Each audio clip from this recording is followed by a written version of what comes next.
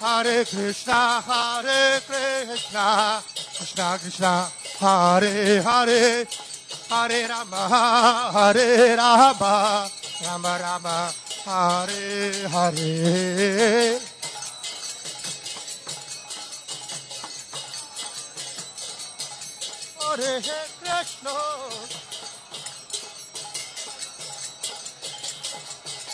Hare Krishna. Hare Krishna, Krishna Krishna, Hare Hare, Hare Rama, Rama Rama, Hare Hare.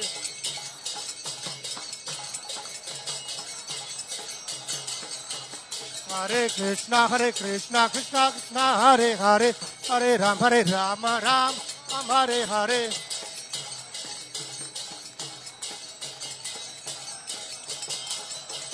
Hare Krishna,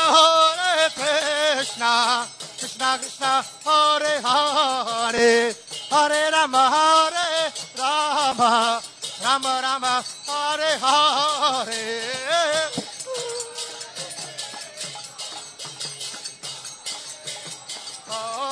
Hare Rama Rama, Hare Hare. Hare Krishna, Krishna Krishna, Hare Hare, Hare Rama, Rama Rama, Hare Hare.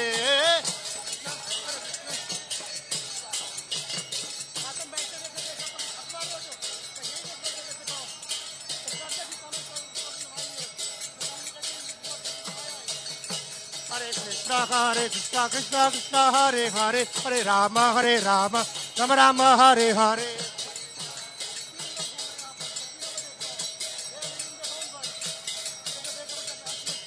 Hare Krishna, Krishna Hare Hare, Hare Rama, Rama Rama, Hare Hare.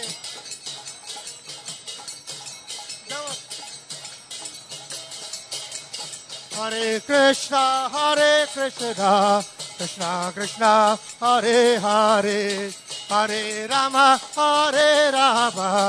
Rama Rama, Hare Hare.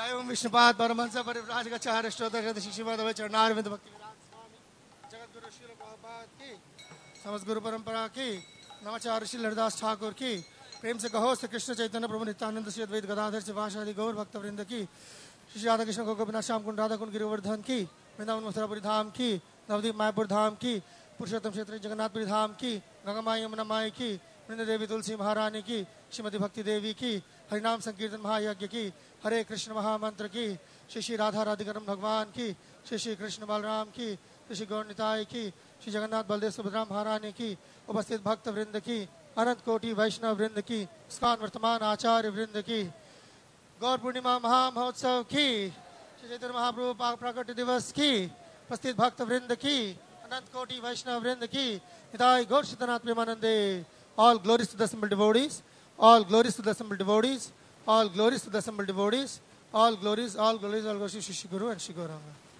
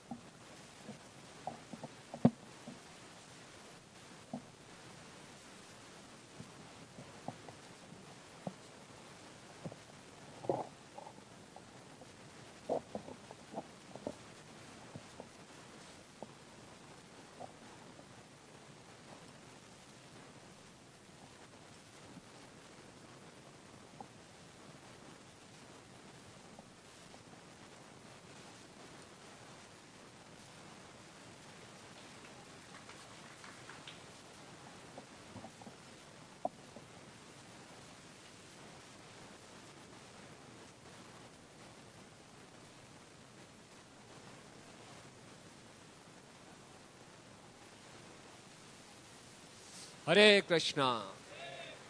Gaurang महाप्रभु की। जीव जागो, जीव जागो, गोरा चांद बोले।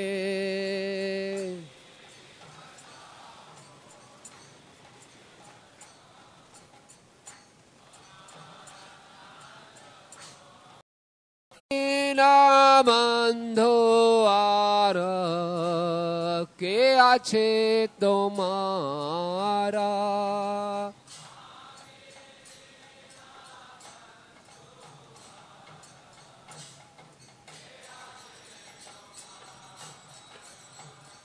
जीव जागो, जीव जागो, गोरा चांद बोले।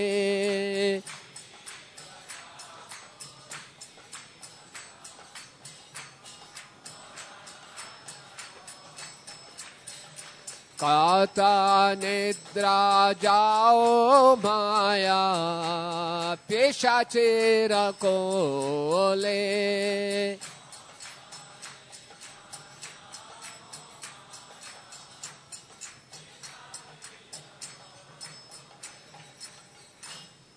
এনেছে অসাধে মায়া, নাশিবার লাগি।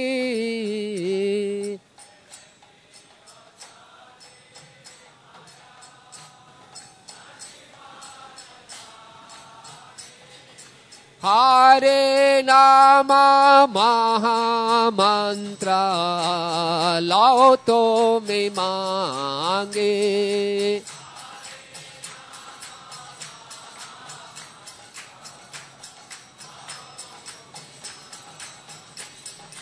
हरे नाम महामंत्र लाओ तो मैं मांगे।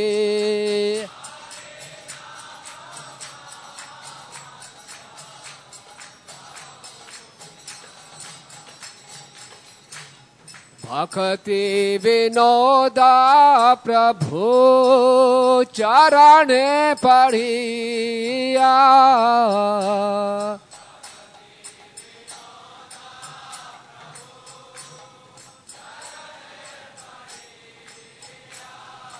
से हरे नाम मंत्र लाइला मागिया।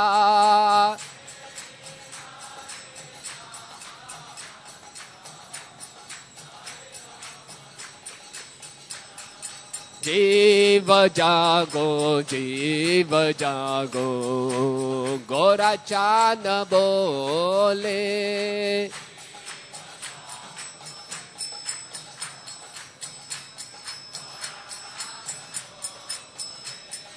काता निद्रा जाओ माया, पेशाचे रखोले।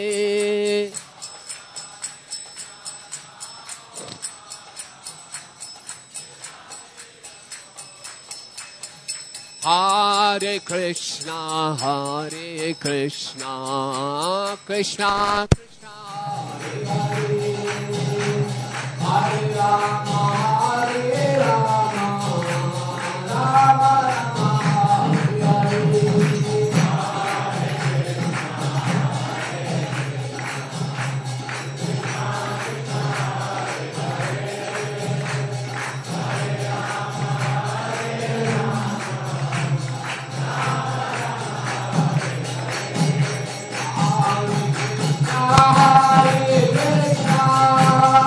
Krishna Krishna Hare Hare, Hare Rama Hare Rama, Rama Rama Hare Hare.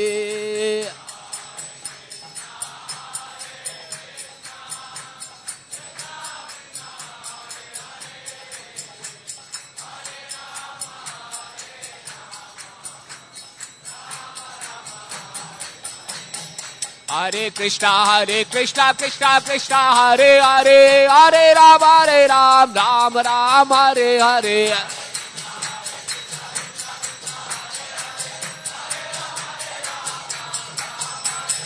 Hare Krishna, Krishna Krishna, Hare Hare, Hare Ram, Ram Ram, Hare Hare.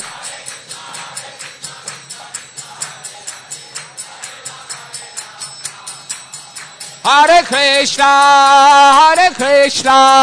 Krishna Krishna, Hare Hare, Hare Rama, Rama Rama, Hare Hare.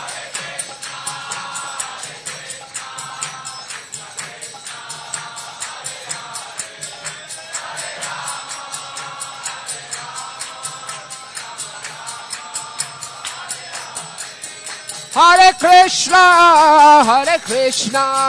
Krishna Krishna, Hare Hare, Hare Rama, Rama Rama, Hare Hare.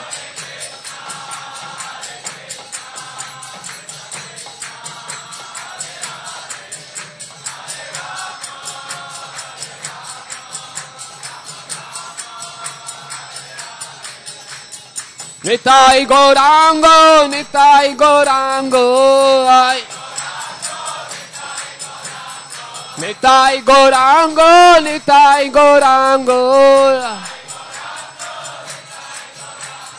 Nitai Gaurango, Gaura Hare, Jayo Sachinandana Gaura Hare. Nadeya Bihari Gaura Hare, Gaura Gaura Gaura Gaura Hare, Nitai Gaurango, Nitai Gaurango, Nitai Gaurango, Nitai Gaurango. Gauranga, Gauranga, Gauranga, Gauranga. Gauranga, Gauranga, Gauranga, Gauranga. Nityananda, Nityananda, Nityananda, Nityananda. Nityananda, Nityananda, Nityananda, Nityananda. Hari Bol, Hari Bol, Hari Bol, Hari Bol.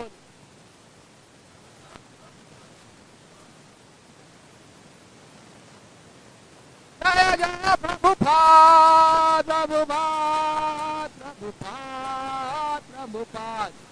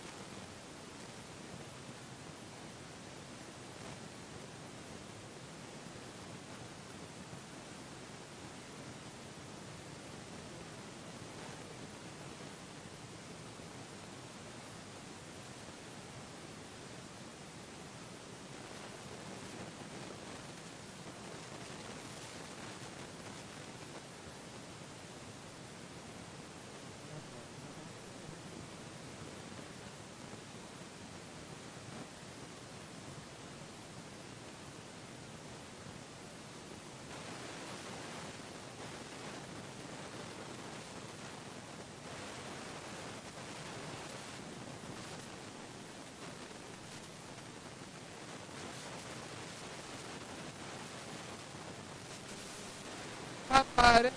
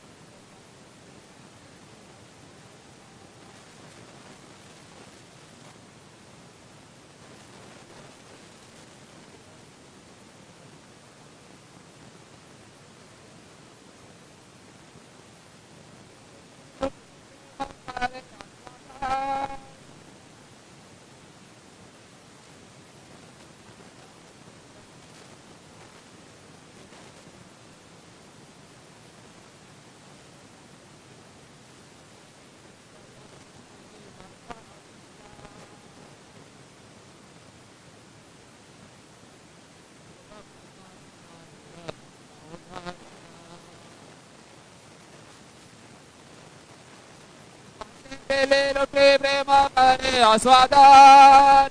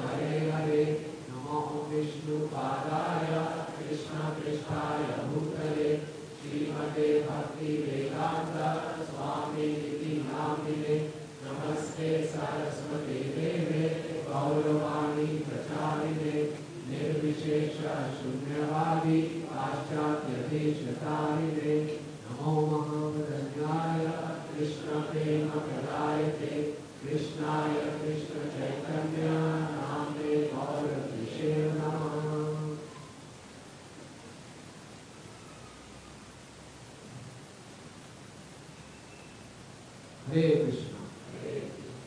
बहुत ही शुभ दिन है। राम महाप्रभु की।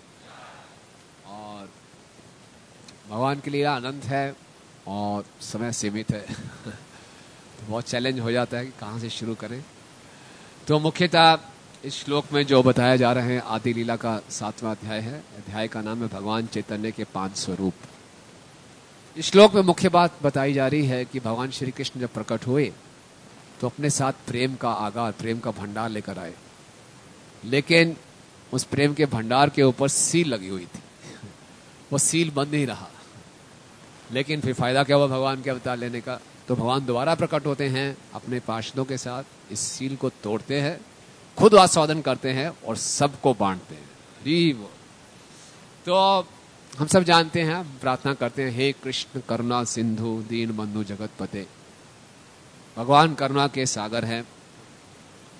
सागर का अर्थ है कि भगवान, सागर क्या होता है?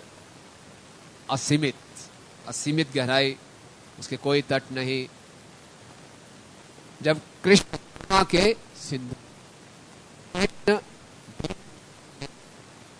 तो बहुत ही असहाय अवस्था में कृष्ण की शरण ग्रहण करता है, वो कृष्ण को ज्यादा प्रिय होते हैं। और हम देखते हैं इतनी ही ऐसी कथाएं हैं जिसमें भगवान ने अपने भक्तों का उद्धार किया।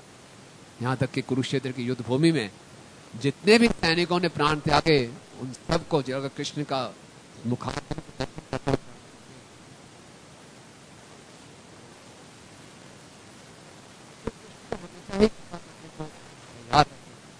रक्षा कर रहे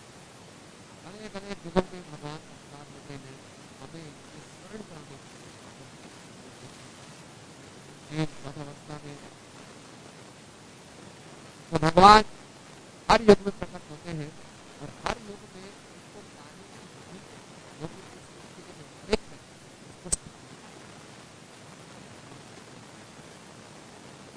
और हर एक युग में भगवान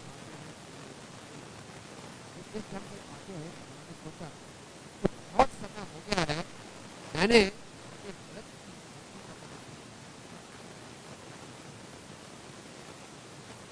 राग भक्ति का मैं प्रदर्शन करूं, जिससे कि भक्ति है भगवान को जो व्रज का प्रेम,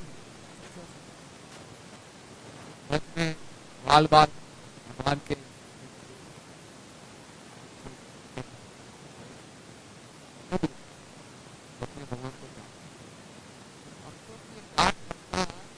भगवान को बड़े बड़े के जो मंत्रोच्चारण, वैदिक मंत्रोच्चारण से ज्यादा प्रिय है।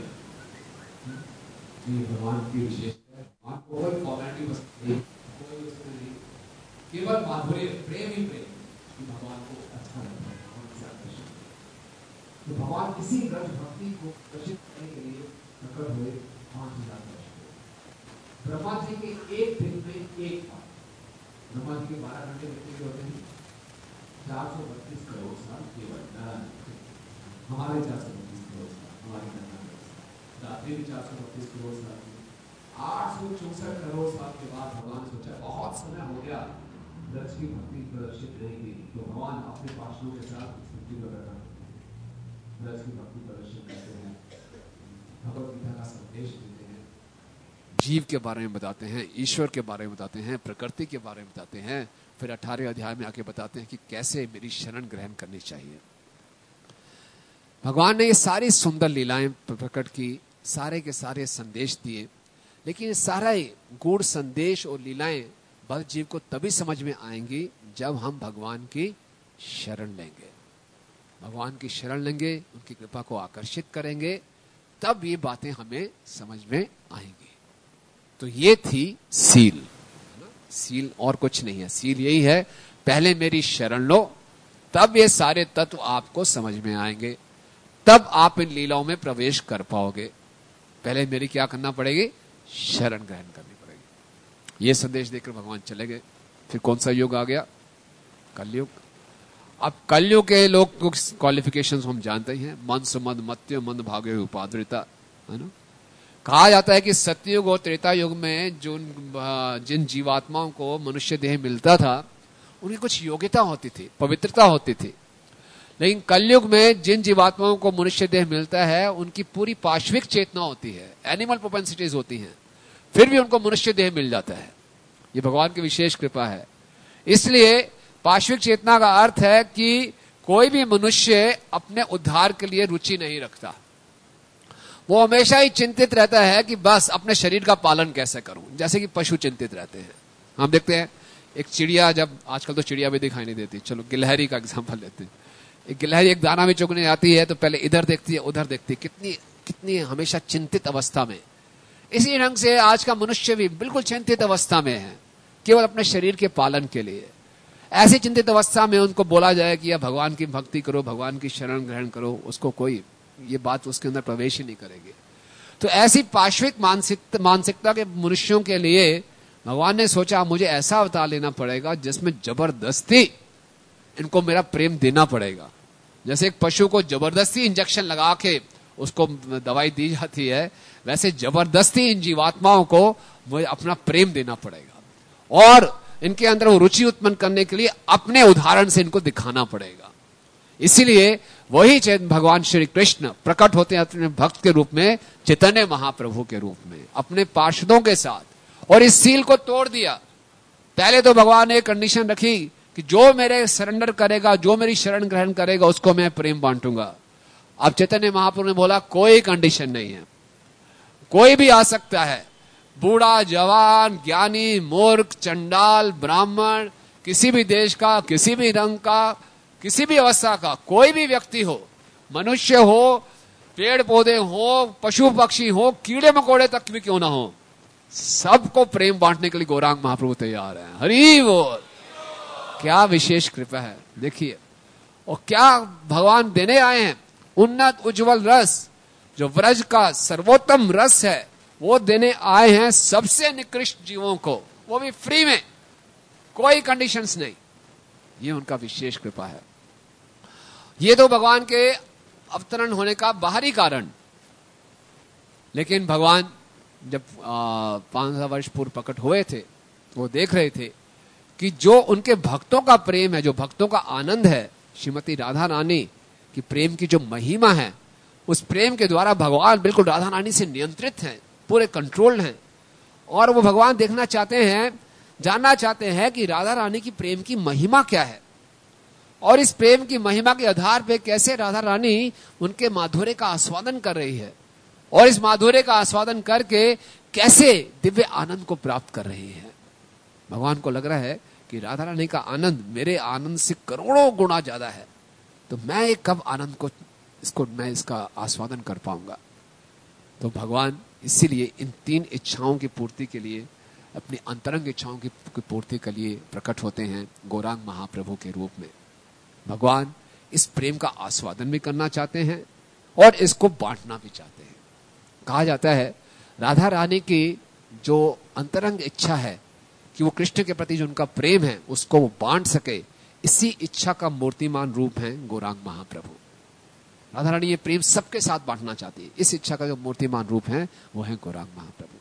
और गौरांग महाप्रभु प्रकट होते हैं अपने अंतरंग पार्षदों के साथ।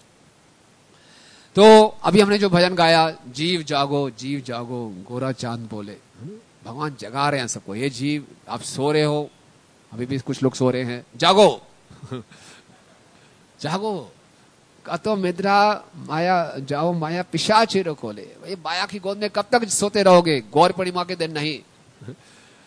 और बोल रहे हैं कि भगवान एक ये हमें औषधि देने आए हैं, एनदी औषधि माया नाशीवार लागे, और इस औषधि को जीव रक्षक औषधि कहा गया है। ये जीव की रक्षा करने के लिए है। और गौरांग महाप्रभु ऐसे डॉक्टर हैं जो हम सब मरीजों को, हमें कौन सा रोग है? भव रोग। महाप्रभु यहां प्रकट हुए हैं हमें भव सागर से भाव के सागर में ले जाने के लिए। हम अक्सर ये बोलते हैं भव रोग, भव सागर। ये भव का मतलब क्या होता है? भव का मतलब क्या है?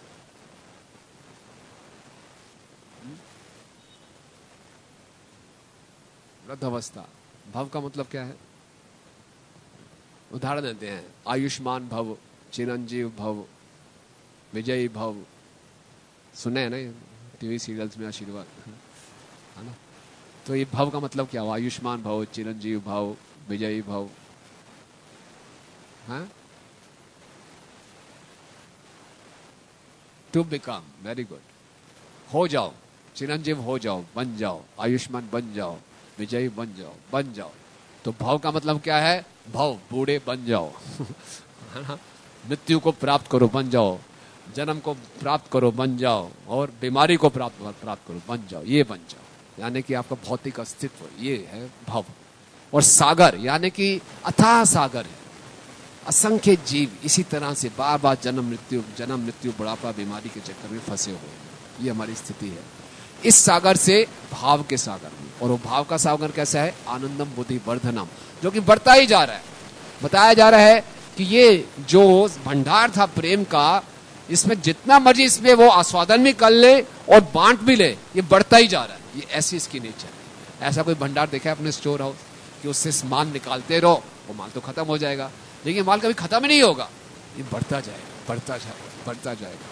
ये बात समझ में नहीं आई। बड़े बड़े इंजीनियर्स, डॉक्टर, कैसे हो सकता है? ये भक्ति की लॉजिक है। ये भक्ति को हम लॉजिक से नहीं समझते। भक्ति की विशेषता है कि ये प्रेम बढ़ता ही जा रहा है, बढ़ता ही जा रहा है, बढ़ता भी जा रहा है, निकलता भी जा रहा है और साथ साथ में बढ़ता भी जा रहा है।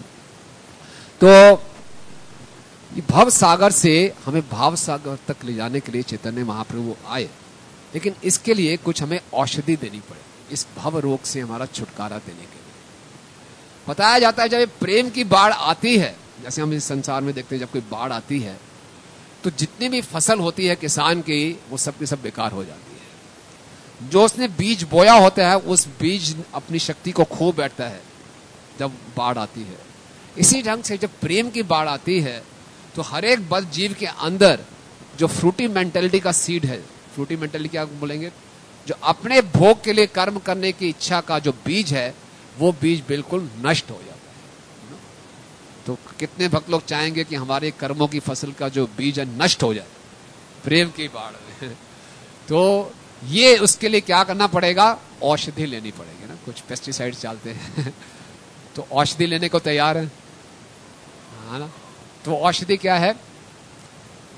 हरे कृष्णा कृष्णा कृष्णा हरे हरे, हरे राम राम राम हरे हरे। महाप्रभु प्रकट होते हैं इस औषधि के साथ। और बोला गया है कि जो औषधि है, भगवान अपने नाम के रूप में प्रकट होते हैं, अपने पूरे प्रेम को लेकर, अपने पूरे माधुर्य को लेकर, अपनी सुंदरता, अपने ऐश्वर्य के साथ। और जो इस हरि नाम का नाम लेता है, हरि नाम की शरण लेता है, इस औषधि को ग्रहण करता है, वो अपने सारे के सारे जो उसके अनर्थ है उससे उसको छुटकारा होता है। कल सारे के जो सारे कलमश से हमें छुटकारा प्राप्त हो जाता है। तो ये औषधि महाप्रभु हमें देने आए।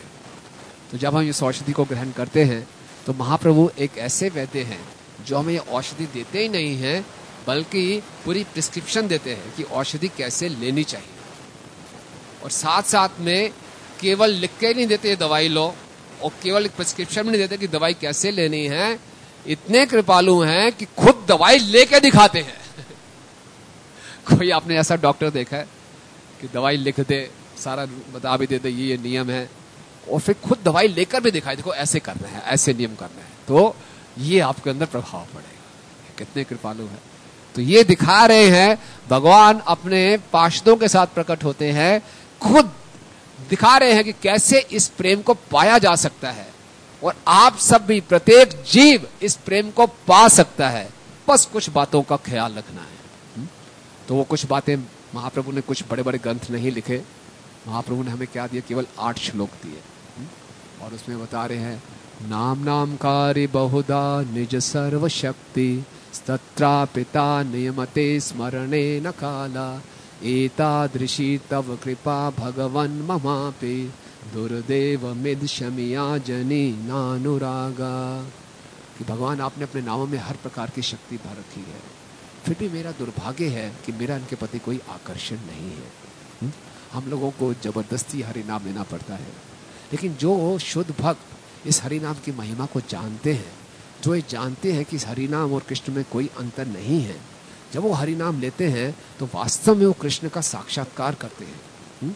वो कृष्ण को अनुभव कर सकते हैं, कृष्ण को देख सकते हैं, कृष्ण का आस्वादन कर सकते हैं। कृष्ण उनके साथ हरि नाम के रूप में रेसिप्रोकेट करते हैं, आदान प्रदान करते हैं। तो चैतन्य महाप्रभु कह रहे हैं कि भगवान आप इतने कृपालु हैं, आप हरिनाम के रूप में प्रकट हुए हैं, लेकिन मेरा आपके नामों के प्रति कोई भी आकर्षण नहीं है। ये मेरी बीमारी है। तो इसका इलाज क्या बता रहे हैं? इसका इलाज अगले ही श्लोक में बता रहे हैं।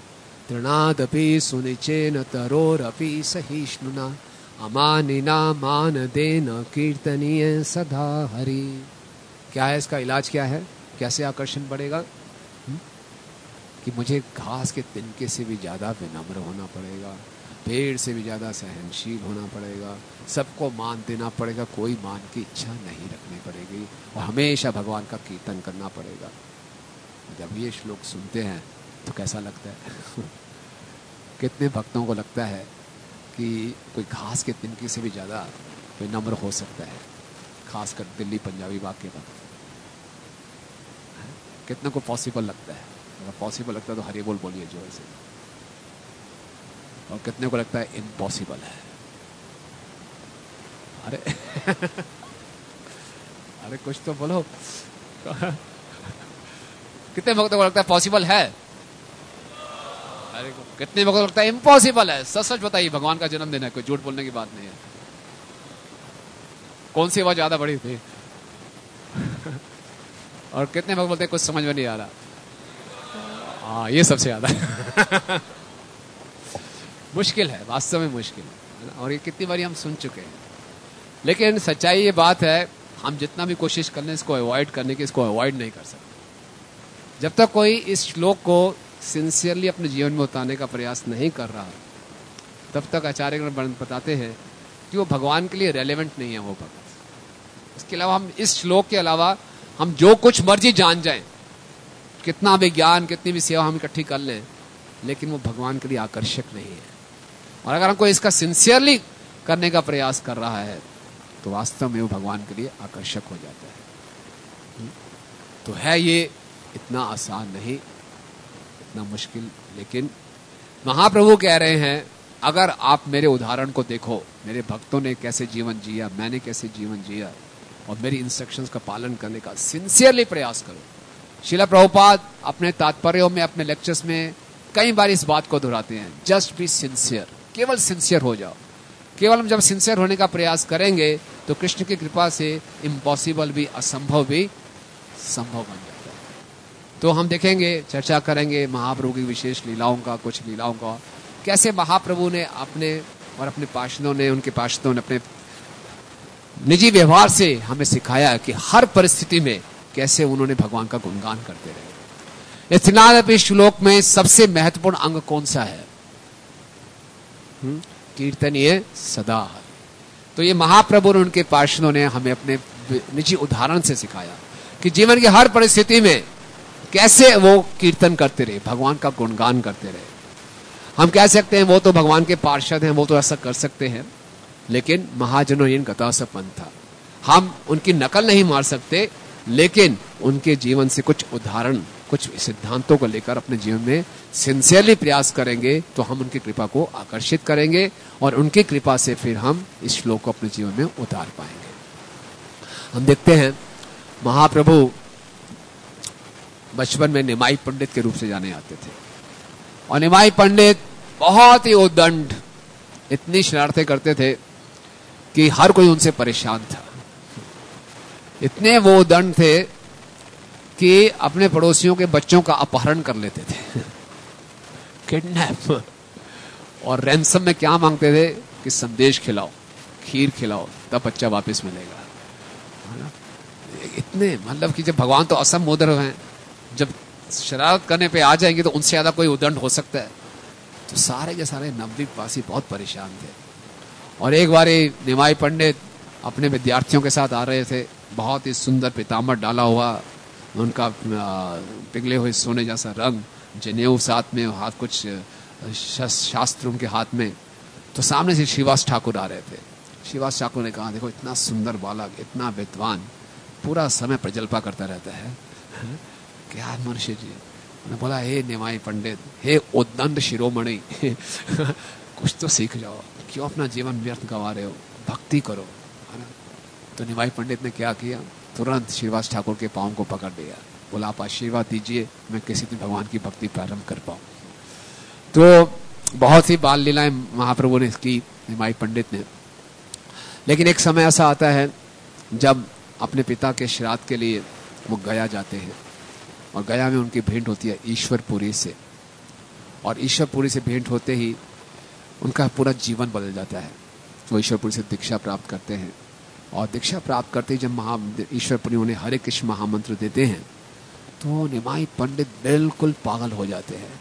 उनके साथ उनके विद्यार्थी गए, वो कहते हैं इसको निमाई पंडित को क्या हो गया है, कृष्ण कृष्ण कह रहे हैं।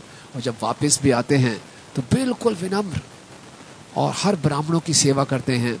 जो ब्राह्मण भगवान के लिए कुछ अपना भोग लेके जा रहे होते हैं, उनका भोग कहते हैं आप मुझे दिए, मैं उठा के जाऊंगा। उनके कपड़े धोना, उनके कपड़ों को सुखाना। तो ब्राह्मण कह रहे ऐसा आप क्यों कर रहे हो निमाई पंडित, आप ब्राह्मण कुल से हो और आप हमारी सेवा क्यों कर रहे हो। तो निमाई पंडित ने बोला, क्या आप नहीं चाहते मुझे कृष्ण की कृपा मिले। मैंने सुना है कि कृष्ण बहुत प्रसन्न होते हैं कोई ब्राह्मणों की सेवा करे, तो मुझे आप इस अवसर से क्यों वंचित कर रहे हैं, मुझे सेवा करने दीजिए। इस प्रकार से निमाई पंडित इतने विनम्र हो गए। श्रील प्रभुपाद जी कहते हैं कि किसी भक्त ने अगर दीक्षा ली है तो उसका क्या लक्षण है। प्रभुपाद जी कहते हैं दीक्षा किसी ने ग्रहण की है कि नहीं, इसका ये लक्षण है कि दीक्षा के बाद, प्रभुपाद कहते हैं आफ्टर दीक्षा इनिशिएशन ही स्टॉप्स टॉकिंग नॉनसेंस। जैसे कि चैतन्य महाप्रभु ने दिखाया, दीक्षा लेने के बाद कोई नॉनसेंस नहीं, कोई समय व्यर्थ नहीं, हमेशा भक्तों की सेवा में और भगवान का गुणगान। तो फिर निमाई पंडित ने जब ईश्वरपुर से दीक्षा ही ली थी, उसके बाद हम देखते हैं कि निमाई पंडित संन्यास लिया 24 वर्ष की अवस्था में। और उसके बाद भगवान ने इच्छा की कि वो वृंदावन जाना चाहते हैं। आपको मालूम है कि चैतन्य महाप्रभु ने वृंदावन जाने के लिए कितनी बारी प्रयास किया।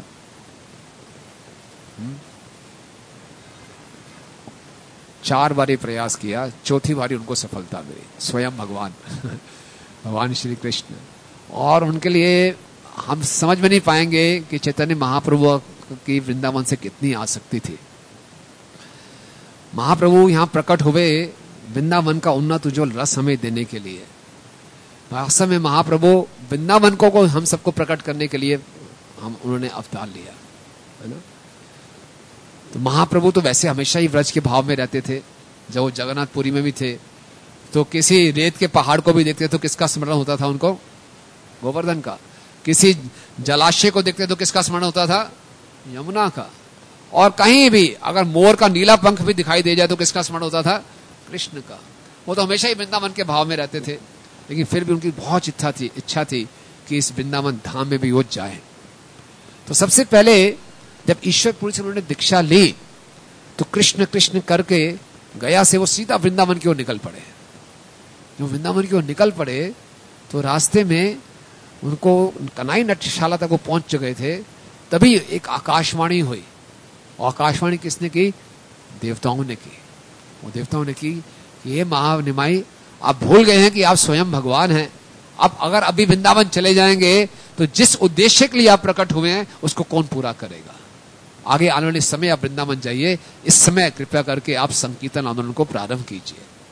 तो निमाई पंडित को देवताओं ने स्मरण कराया कि उनके जीवन का उद्देश्य क्या है, उनके अवतार लेने का उद्देश्य क्या है। तो निमाई पंडित ने सोचा ठीक है अब मैं वृंदावन नहीं जाऊंगा, और वापस वो नवद्वीप में आ गए थे। तो ये तो पहला उनका प्रयास वृंदावन जाने का। दूसरी बारी जब वो संन्यास ले लेते हैं, जैसे ही संन्यास लेते हैं तो उनकी क्या इच्छा होती है कि वृंदावन जाऊं, और वृंदावन जाना शुरू करते हैं। तब कौन उनके सारे योजनाओं को विफल कर देते हैं, नित्यानंद प्रभु। नित्यानंद प्रभु रास्ते में ग्वाल वालों को बोलते हैं कि ये आ रहा है सन्यासी, आपसे पूछेगा वृंदावन का रास्ता क्या है, बता देना उल्टा। और उल्टा रास्ता बता दिया शांतिपुर की तरफ। बोले बड़ा जल्दी आ गया, 3 दिन में वृंदावन आ गया? बोले हाँ फर्स्ट क्लास। बोले क्या ये तो क्या है? गंगा थी। बोले ये यमुना है। तो बहुत प्रसन्न हुए। बाद में जब वो यमुना में स्नान, गंगा में स्नान कर रहे थे, सामने से कौन आ रहे थे नाव में? अद्वैताचार्य जी। बोले अद्वैताचार्य तुम यहाँ कैसे? मैं तो वृंदावन में हूँ।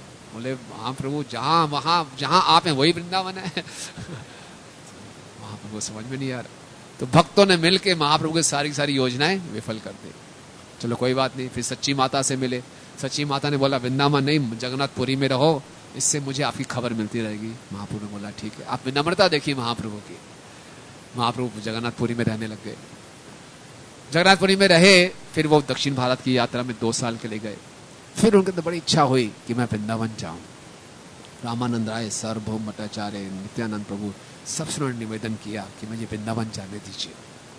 भक्तों ने बोला ठीक है चले जाना, अभी थोड़ा बारिश का मौसम है। बोले ठीक है।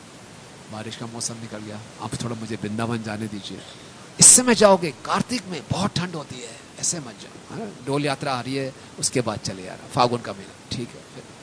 फिर आया, बस बंगाल से सारे भक्त आ रहे हैं आपसे मिलने के लिए, आप उनसे मिलिए, रथ यात्रा करके जाइए। ठीक है। ऐसे करते करते 2 साल और निकाल दिए। और सोचिए हम लोग वृंदावन जाना चाहते हैं, हमें बोले ठीक है यहाँ चले, 1 बारी 2 बारी। बोले छोड़ो कोई बात नहीं, अपने आप जाएंगे। महाप्रभु की इतनी तीव्र इच्छा, 2 साल निकल गए।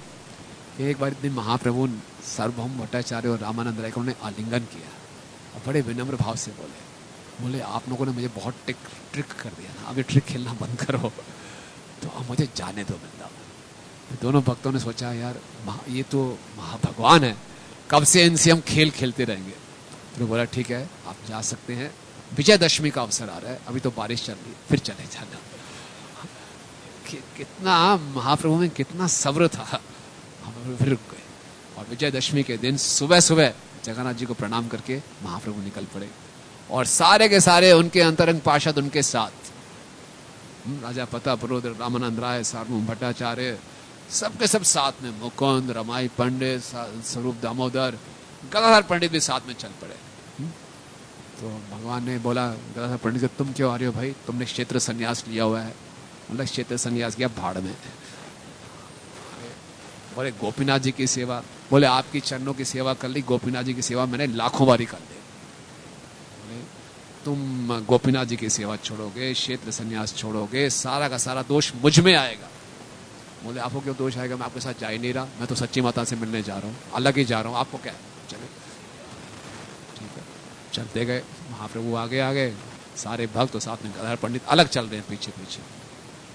कटक में पहुंच गए, महाप्रभु ने गदाधर पंडित को बुलाया, गदाधर पंडित आए, यहाँ पे आए। बोले देखो अगर तुम मेरे साथ चलना चाहते हो, ये केवल इंद्र तृप्ति है, और तुम चलोगे मुझे बिल्कुल अच्छा नहीं लगेगा, चुपचाप वापस चले जाओ। इसके बाद कोई बात की तुम्हें मेरी शपथ, मेरी कसम, चुप रहो। बस अब क्या बोलेंगे। महाप्रभु ने इतना बोल दिया, कोई बात करोगे तुम्हें मेरी शपथ है, और तुम साथ में चल रहे हो तो इंद्र तृप्ति है।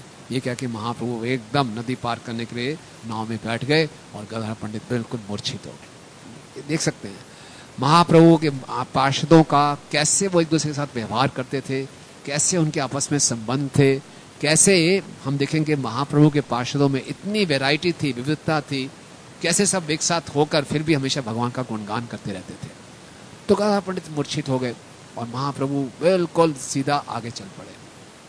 ये कथा हम बहुत ही संक्षेप में आपको बता रहे हैं, चैतन्य चरितामृत में इसका बहुत विस्तार में बताया गया है। इसके बाद धीरे धीरे सभी पार्षदों को महाप्रभु बोलते हैं आप जाइए, वापस जाइए, आप मुझे आगे बढ़ने दीजिए। और बाद में राजा प्रतापरुद्र बहुत व्यवस्था, सुंदर व्यवस्था कर देते हैं। सारे अपने नौकरों को, सेवकों को बोलते हैं कि महाप्रभु के लिए सारी व्यवस्था कीजिए, नए घर बनाइए, प्रसाद की व्यवस्था इत्यादि, और जितने भी उनके ऑफिशियल्स हैं सबको खबर दे देते हैं। तो महाप्रभु बिल्कुल उड़ीसा के बॉर्डर पे जब पहुंचते हैं तो उड़ीसा के जो एक महापात्र होते हैं उनको रोक लेते हैं कि महाप्रभु आगे मत जाइए, आगे जो राज्य है एक मुसलमान गवर्नर का है, और बिल्कुल वो पियक्कड़ है, ड्रंकर्ड है ना, खूब दारू पीता है। और अभी महाप्रभु उड़ीसा में ही थे, उस मुसलमान गवर्नर ने अपना एक जासूस भेजा था कि देखो कौन आ रहा है, बहुत मैंने सुना कोई सन्यासी आ रहा है। तो वो जासूस था, उसने देखा, उन्होंने देखा है महाप्रभु हैं, उसके बाद उनके भक्तगण हैं, नाचते गाते रहते हैं, हमें भावावेश में रहते हैं। तो केवल महाप्रभु के दर्शन करने मात्र से, महाप्रभु के भावावेश के दिखने मात्र से उस जासूस का पूरा हृदय बदल गया और वो मुसलमान गवर्नर के पास पहुंचा, कृष्णा कृष्णा कृष्णा कहते हुए। हाँ?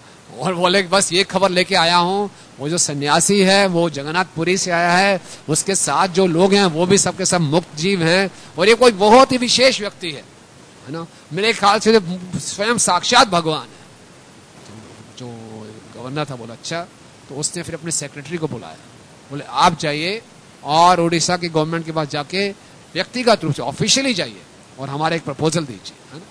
तो वो जो स्पेशल एक सेक्रेटरी आया, महापात्र से मिला, उस सेक्रेटरी ने भी जब केवल महाप्रभु को दूर से देखा, देखने मात्र से उसने क्या कहना शुरू कर दिया, कृष्णा कृष्णा, और उसकी आंखों से भी प्रेम की अश्रुधारा बहनी शुरू हो गई। तो भैया क्या संदेश लेके आए, तो वो तो रोना शुरू कर दिया।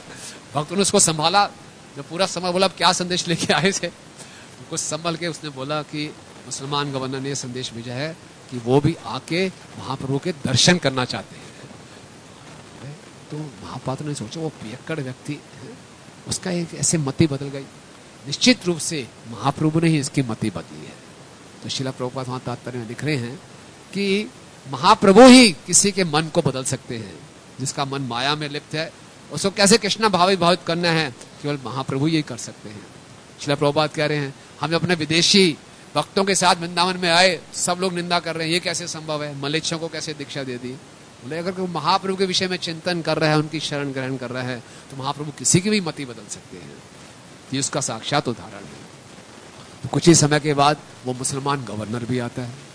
मुसलमान गवर्नर कैसे आता है, हिंदू के वेश धारण करके हिंदू का वेश धारण करके आता है और वो महाप्रभु के दर्शन करता है। दर्शन करते मात्र ही वो जमीन पे लेट के पहले प्रणाम है और देखते हैं, और वो मुसलमान भी क्या बोल रहा है, कृष्णा कृष्णा। देखिए महाप्रभु का प्रभाव, और महाप्रभु के चरणों को पकड़ के बोल रहा है कि मेरा दुर्भाग्य है कि मैं हिंदू परिवार में मैंने जन्म नहीं लिया, क्योंकि अब मैं आपके चरणों की सेवा नहीं कर पाऊंगा। वो मुसलमान गवर्नर भी इतना विनम्र हो गया महाप्रभु के दर्शन करने मात्र से। इसके बाद महाप्रभु जाते हैं रामकेली में, वहाँ रूप और सनातन के साथ मिलते हैं। लाखों लाखों लोग महाप्रभु के साथ चल रहे हैं और फिर सनातन गोस्वामी ने उनको परामर्श दिया कि इतने सारे लोगों के साथ आप आगे वृंदावन मत जाइए। महाप्रभु ने उनके परामर्श को जाना और देखा कि कितने सारे लाखों लोगों के साथ मैं जाऊंगा, मुझे ऐसे लग रहा है कोई जलूस लेके जा रहा हूँ, ये वृंदावन जाने की विधि नहीं है। तो महाप्रभु वापस आ, मैंने तो 4 साल इतनी प्रतीक्षा की, उसके बाद देखा इतने लाखों लोग उनके पीछे पीछे पड़े हैं, तो हमने आपको पता नहीं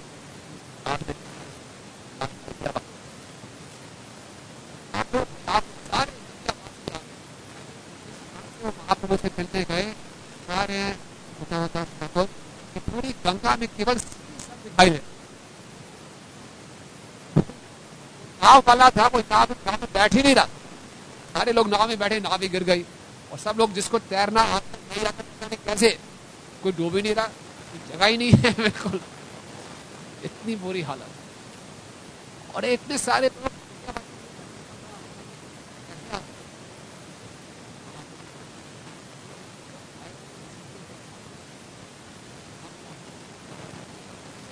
हो गए, तो लोग बोल रहे हैं विद्यार्थी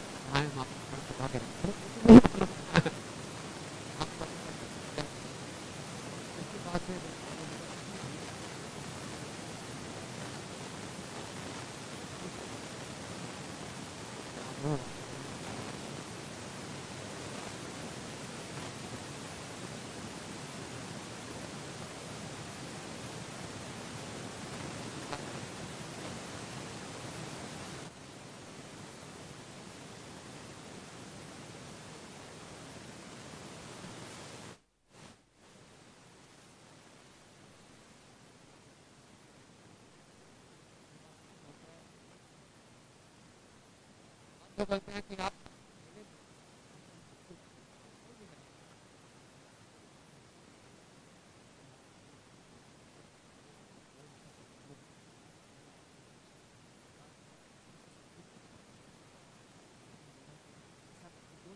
नया हो, गाने को एक की ले जाऊंगा, एक को ले जाऊंगा, दूसरा बोलेगा मुझे क्यों नहीं ले गए।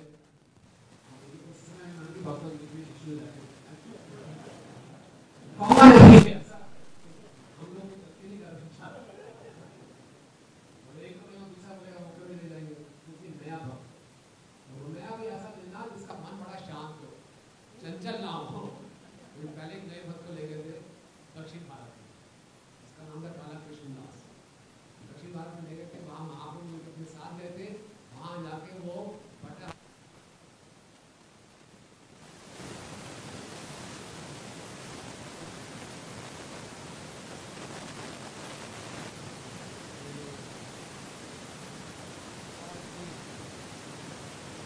भक्त है और आपसे बहुत प्रेम करता है, बहुत शांत मन के, इसको आप ले जाइए। तो महाप्रभु उसको ले गए। रास्ते में जारीखंड के जंगल में महाप्रभु ने सभी पशुओं तक का उद्धार कर दिया।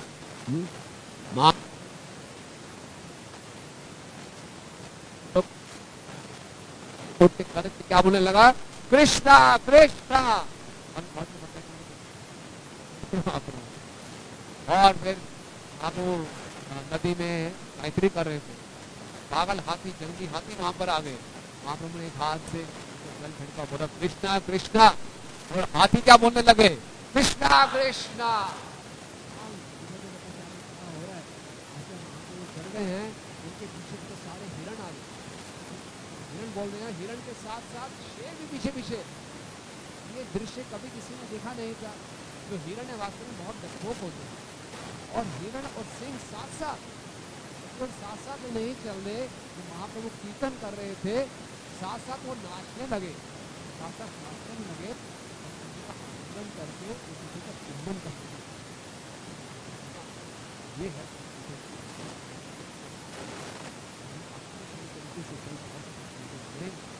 हमारे हितों में तो द्वेष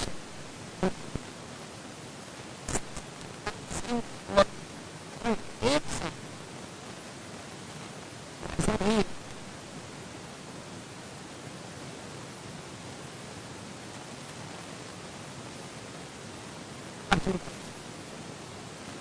परमानेंट इफेक्ट, बिल्कुल हृदय साफ।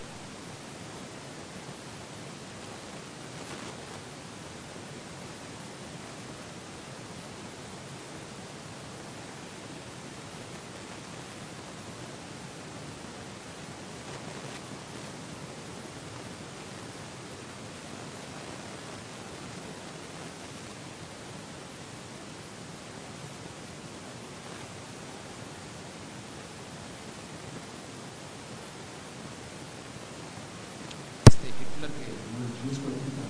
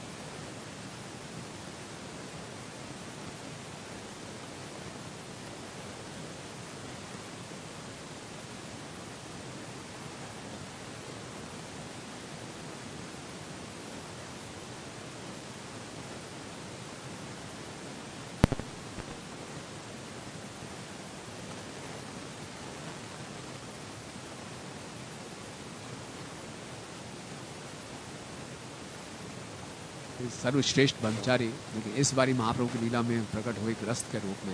उनकी पत्नी का नाम था मालती, उनका एक पुत्र भी था, और महाप्रभु उनके आंगन में कीर्तन किया करते थे। और कीर्तन करते हुए क्या हुआ, एक बारी उनके पुत्र का देहांत हो रही थी। श्रीवास ठाकुर गए, बोले देखो रोना भी है तो शोर मत मचाना, चुपचाप रोना, और अगर शोर मचाया तो मैं गंगा में जाके कूद दूंगा। किसी भी तरीके से महाप्रभु के कीर्तन में कोई भी बाधा नहीं पड़नी चाहिए। महाप्रभु भावावेश में कीर्तन करते रहे, 7 घंटे तक महाप्रभु कीर्तन करते रहे। और उसके बाद जब उनको मालूम चला तो उन्होंने श्रीवास ठाकुर से पूछा कि मुझे लगता है कुछ गड़बड़ हुई है। तो श्रीवास ठाकुर ने बोला जहाँ आप हैं वहाँ क्या गड़बड़ हो सकती है। और फिर जब महाप्रभु को मालूम चला कि उनके पुत्र का देहांत हुआ है, महाप्रभु ने श्रीवास का आलिंगन कर लिया कि आप मुझसे कितना प्रेम करते हो और आपके भक्तों का संग मैं कैसे छोड़ सकता हूँ। इसी ढंग से गदाधर पंडित के पास महाप्रभु प्रतिदिन जगन्नाथपुरी में जाते थे, टोटा गोपीनाथ, और उनसे भागवतम सुनते थे।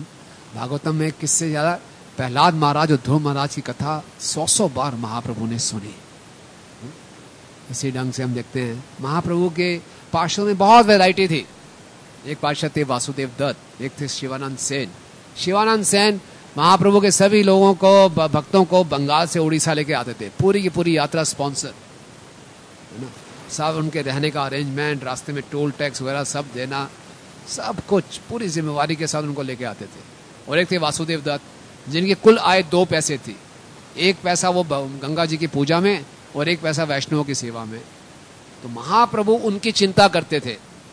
उन्होंने शिवानंद सेन को बुलाया, बोले अपने परिवार का पालन कैसे करेगा, तुम उनको थोड़ा अकाउंट्स मेंटेन किया करो। तो देखते हैं कि भक्त लोग इतने अच्छे भक्त हैं, सब भगवान से प्रेम करते हैं, लेकिन कहीं किसी ना किसी में कुछ कमी है, तो उस कमी को कैसे दूर करवा रहे हैं महाप्रभु, सब समुदाय में एक दूसरे का साथ देंगे। जगन्नाथपुरी में महाप्रभु के पार्षद थे जगदानंद पंडित। जगन्नाथ पंडित का एक विशेष ही स्वभाव है, वो सत्यभामा थे और महाप्रभु की लीला में जगन्नाथ पंडित के रूप में आए। तो जगन्नाथ पंडित बंगाल में गए, सच्ची माता के यहाँ मिले उनसे, और फिर शिवानंद सेन के पास भी गए। फिर दोनों ने मिलके बहुत चंदन का एक सुगंधित तेल बनाया और एक पूरा मटका भर के लेके आए महाप्रभु के लिए। और महाप्रभु को मटका लेके आए और उन्होंने दे दिया गोविंद को कि महाप्रभु के सर पे मालिश करना, जो कफ और वात से जो उनका ब्लड प्रेशर बढ़ जाता है, इससे ठंडक मिलेगी।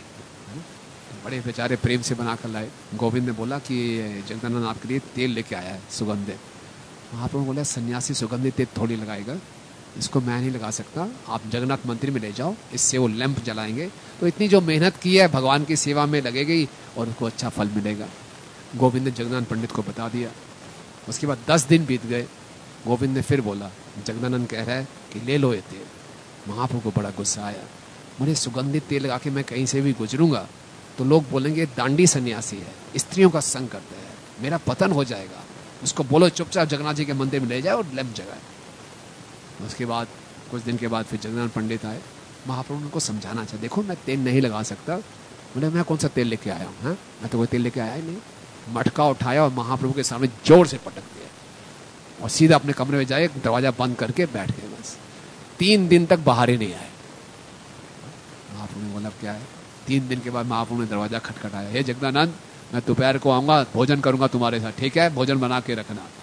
महाप्रभु गए, जगन्नाथ जी के दर्शन करके आए, वापिस आए तो जगन्नाथ जी ने बहुत बढ़िया फीस्ट बना के रखी हुई है। महाप्रभु फीस्ट ले रहे हैं, जगन्नाथ खिलाए जा रहे हैं, खिलाए जा रहे हैं। महाप्रभु ने बोला कुछ मना करूँगा नाराज हो जाएगा। महाप्रभु ने खिलाओ। बोला तुम गुस्से में इतना अच्छा बनाते हो, पता नहीं फिर कैसे अच्छा बनाते होगे। खिलाए जा रहे हैं, खिलाए जा रहे हैं। महाप्रभु खाते गए, बोले 10 टाइम ज़्यादा खा गए। जगदानंद 10 गुना ज़्यादा खा लिया, अब छोड़ दो और अब तुम लो। बोला नहीं मैं बाद में करूँगा। तो ये इस तरह की हम देखते हैं कि हम भी देखते हैं भक्तों के समुदाय में अलग अलग सबकी प्रकृति है। कैसे भी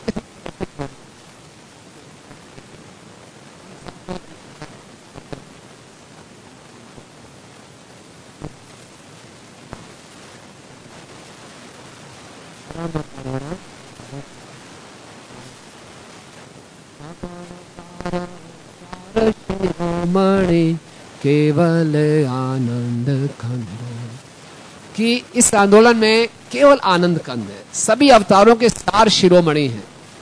श्रील प्रभुपाद जी अटलांटा में जब लेक्चर दे रहे थे इसी भजन के ऊपर, प्रभु ने बोला कि चैतन्य महाप्रभु बहुत कृपालु हैं, बहुत कृपालु हैं। इतना कहते ही प्रभुपाद जी का गला भर गया, रुद्र हो गया एकदम, और प्रभुपाद आगे बोल ही नहीं पाए और लेक्चर पूरा 2 मिनट में समाप्त। प्रभुपाद वास्तविक रूप से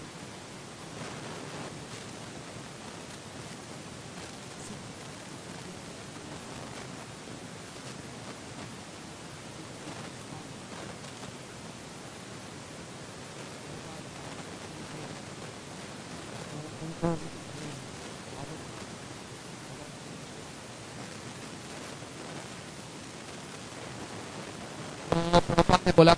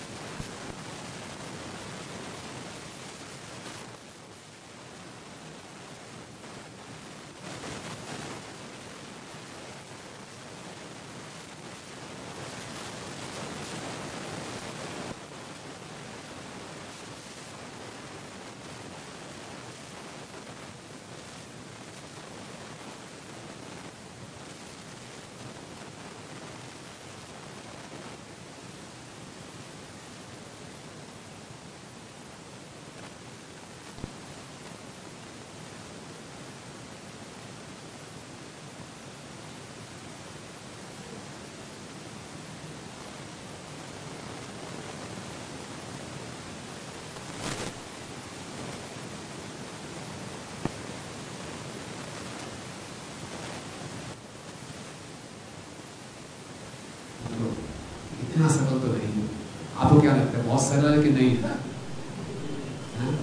इतना सरल तो नहीं है। 4 नियमों का पालन करना पड़ता है, 16 माला का जप करना पड़ता है, सुबह जल्दी उठना पड़ता है, इतने भौतिक आकर्षण है, इतना काम वासना, इतने द्वेष, भक्तों के साथ रहना पड़ता है, भक्तों का सहन करना पड़ता है, सेवाएं हैं, होती है नहीं होती, बड़ी कॉम्प्लेक्स है। क्यों कहते हैं सरल है? तो भक्तों ने बोला ये सब बातें, लोगों ने बोला नहीं, सिंपली चैंट एंड डांस। ये फिर भी क्या है? केवल ये क्या है? चैंटिंग एंड डांसिंग, यही सॉल्यूशन। तो कैसे समझे इस बात को? देखिए, इस बात को ऐसे समझ सकते हैं कि जिस मात्रा में हम ये जान पाएंगे कि महाप्रभु कृपा की क्या विशेषता है, लाखों लाखों जन्म हमने निकाल दिए निम्न योनियों में, उसके बाद हमें मनुष्य देह मिला, और मनुष्य देह के बाद हमें भक्तों का संग और महाप्रभु के आंदोलन में हम हरे कृष्ण महामंत्र का जप कर पा रहे हैं। ये कोई छोटी सी बात नहीं, बहुत विशेष बात है। अगर हमें इस महामंत्र का जप करने के लिए, और इसका परिणाम क्या होगा? सीधा गोलोक वृंदावन भगवान के धाम में हम जाएंगे।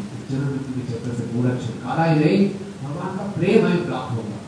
जब हम जानेंगे कि महाप्रभु हमें क्या देने आए हैं, इस उनके उपहार की विशेषता, उनकी कृपा की जब विशेषता को हम रियलाइज करेंगे, तो हमारे रास्ते में जो भी थोड़ी बहुत तकलीफें आएंगी वो हमें महसूस नहीं होगी।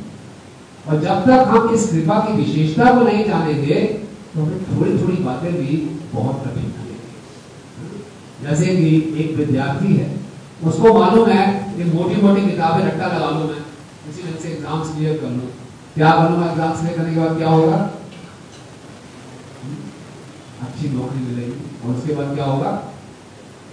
अच्छी पत्नी मिलेगी, अच्छी मिलेगी, धन कमा पाऊंगा।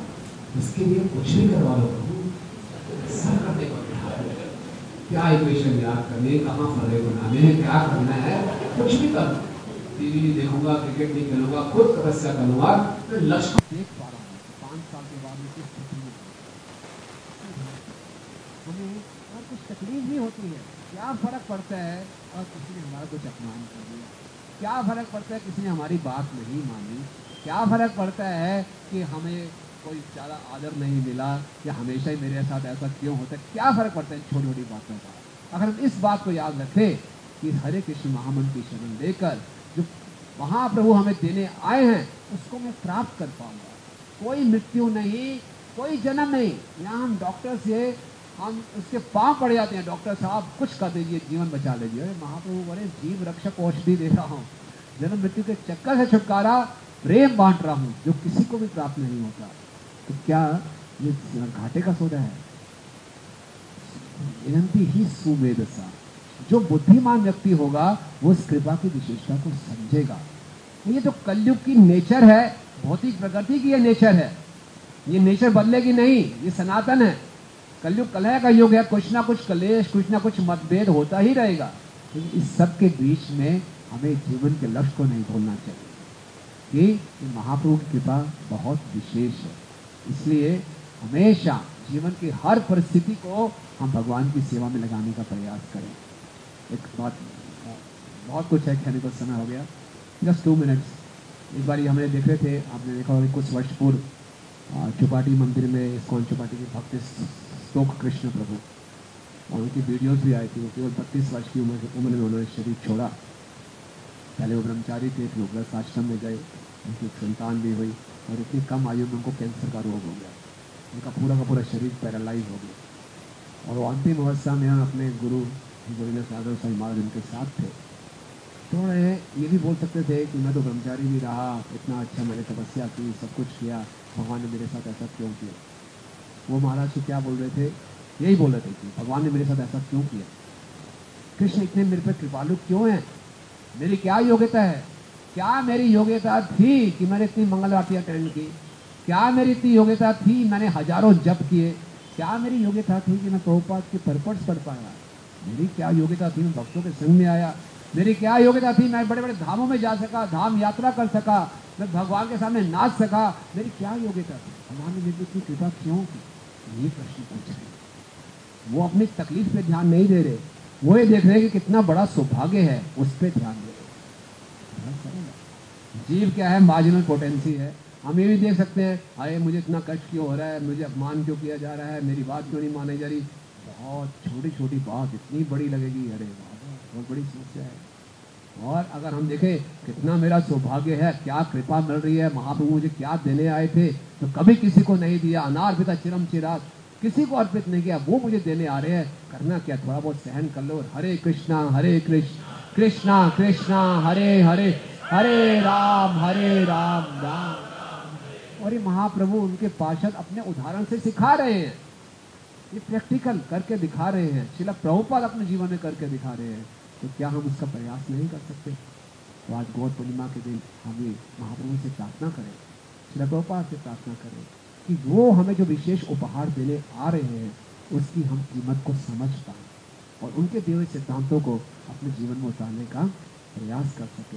और यही भक्तों के संग का वास्तविक उद्देश्य है। जब हम एक दूसरे के संग में आए, हमें यही रिमाइंड कराना चाहिए कि देखो महाप्रभु हमें क्या देने आए हैं। हमें भक्तों के संग में आके एक दूसरे को याद दिलाएं कि अपने आशीर्वादों को गिने, we should count the blessings, हम पे कितनी कृपा हो रही है, ना कि क्या क्या तकलीफ आ रही है। अरे आपके साथ तो बहुत बुरा हुआ, बोलो आपके साथ कितना अच्छा हुआ। ये हम एक दूसरे को याद दिलाने का प्रयास करें, यही वास्तविकता है।